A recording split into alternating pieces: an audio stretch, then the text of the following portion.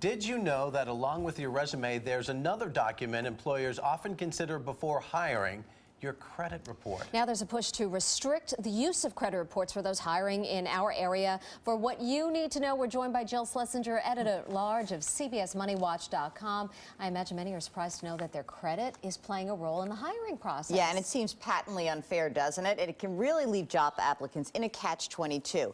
Unemployment can degrade your finances and your credit, and yet that can leave you in worse shape in trying to find the job you desperately need. One survey found that about half of all employers look at credit reports when hiring. Half, gang.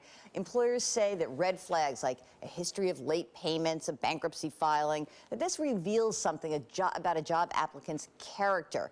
The use of the reports is particularly common with people who are going for positions in the financial sector or handling sensitive employee information.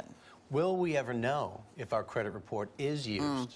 You know, the Fair Credit Reporting Act does require prospective employers to notify applicants if they plan to pull your credit report.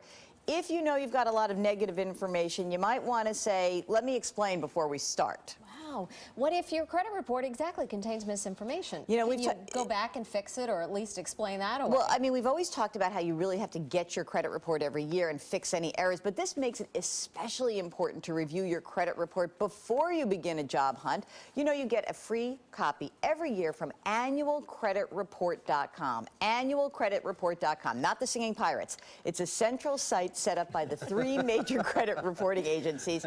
And you know what? The other thing is, don't go too crazy. One survey showed that around 80% of employers who did check credit reports go on to hire the people anyway.